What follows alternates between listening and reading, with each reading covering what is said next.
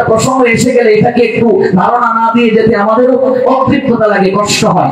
এই জন্য গুরু তত্ত্বটা সর্বাগ্রে। কেমন গুরু? তত্ত্বভ্রষ্টা সৎ গুরু। যে কোনো গুরু নয় এক টানা আরেক টানাকে পথ দেখাতে পারে না, দুই টানাই ভুছটকে পুকুরে পড়ে মরবে। আজকাল দেখবে দীক্ষা দিয়ে যাওয়ার পর আর কোনো খবর নাই, যত্রতত্র দীক্ষা দিয়ে দেয়া হচ্ছে। দীক্ষা মানে তো বীজ দেওয়া, বীজটা কোথায় দেয়া হবে? জমিতে। জমি যদি হাল চাষ না করা হয়, আগাছা পরিষ্কার না করা হয়, বীজ বপন করলেই কি অঙ্কুরিত হবে? এই জন্য যথার্থ গুরু এসেই দীক্ষা দেবেন না, আগে পাত্রটা প্রস্তুত করবেন, জমিটা প্রস্তুত করবেন।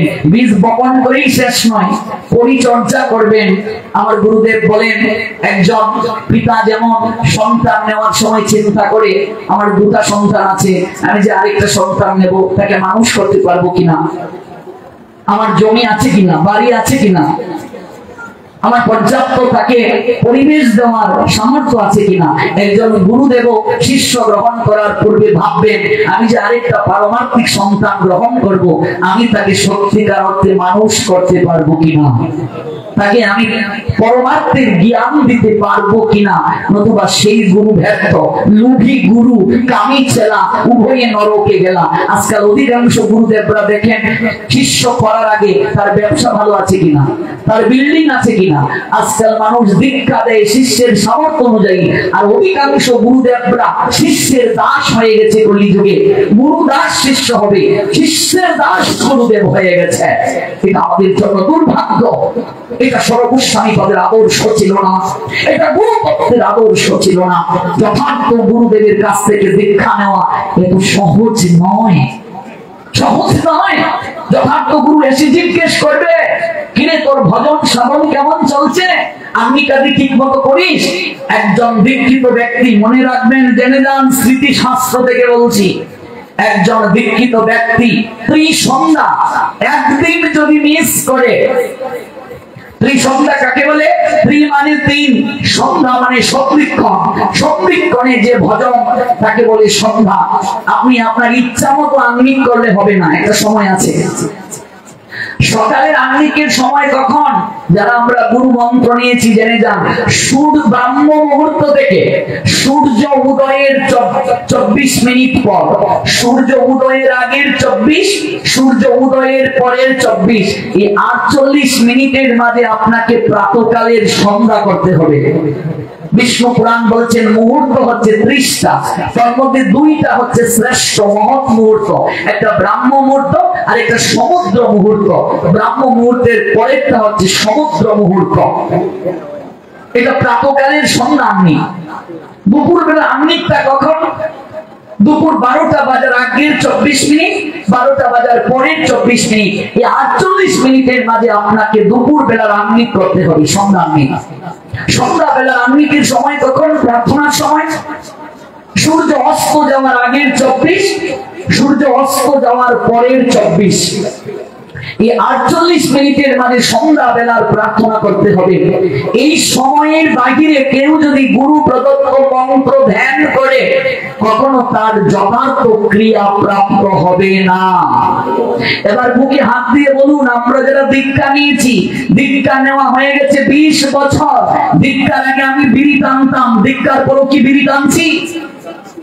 যদি বিড়ি টেনে থাকি তাহলে বুঝতে হবে এই দীক্ষা বীজ কখনো আমাকে কাজ করছে না। আমার অসত্যের আচরণ পরিবর্তন করে নাই, আমার দুশ্চরিত্রের আচরণ পরিবর্তন করে নাই। দীক্ষার আগে আমি যেমন ছিলাম, দীক্ষার পরেও যদি তা থাকি, এই দীক্ষা নিয়ে আমার কোনো লাভ হয় নাই।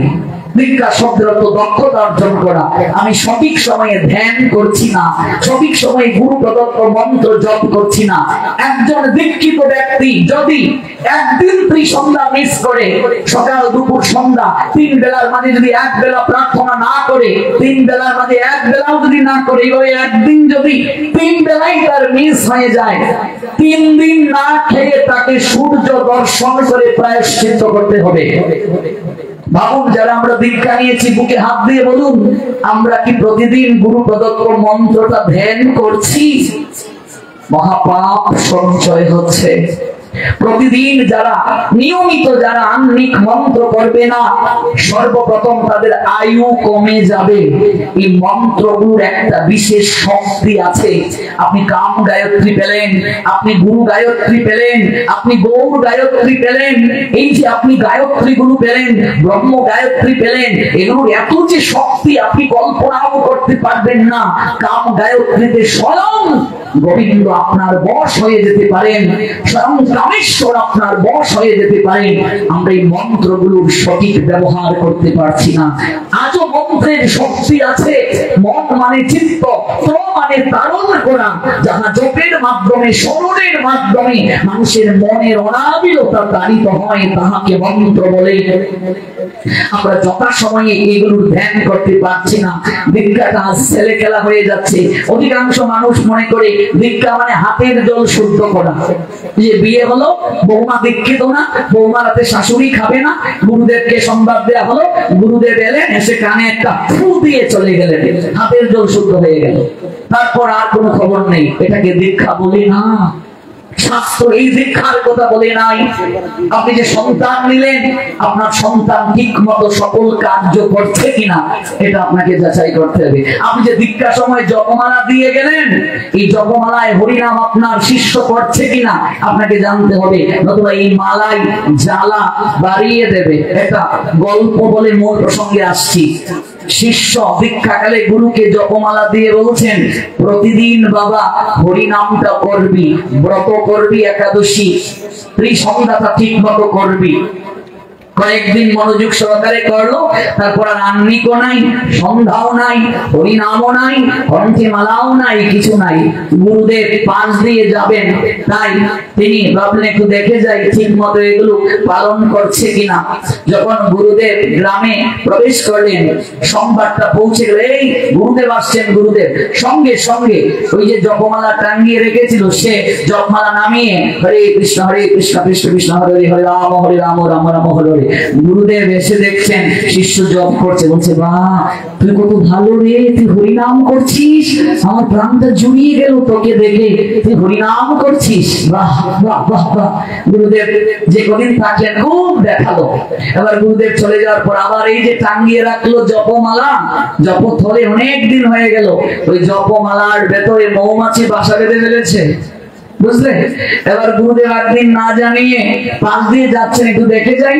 যখন দেখলেন উঠুনে গুরুদেব আসছেন, সঙ্গে সঙ্গে জপমালাটা খুলে ভেতরে যখন ঢুকালো, ভেতরে এমন কামড় দিয়ে দিল ভেঙ্গুরে, বুঝলে।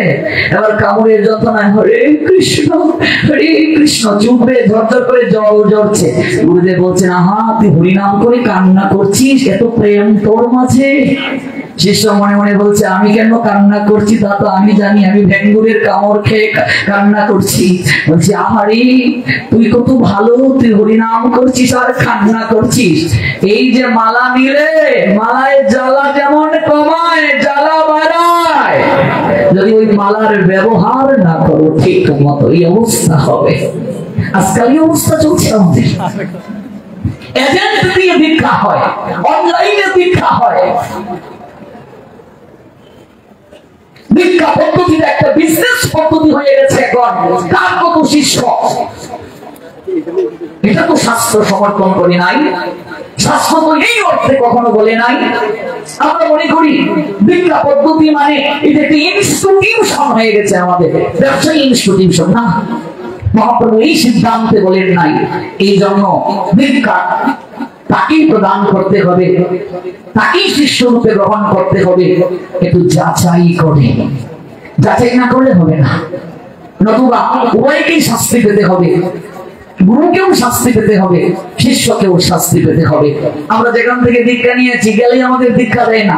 আমরা গৌরীয় মঠ থেকে দীক্ষা নিয়েছি, আমাদের 4টা আইন পালন করতে হয়। তারপর দেখবে পরীক্ষা করে আমরা এগুলো ঠিক মতো পালন করি কিনা, তারপর দীক্ষা। এত সহজে আমরা দীক্ষা পাই না। এই জন্য এটা প্রসঙ্গে এসেছে, গুরু কৃপা ছাড়া, যথার্থ গুরু কৃপা ছাড়া কোনোদিন ভগবানের কাছে যাওয়া যায় না। এই জন্য সর্বপ্রথম এই বলরামের রথ,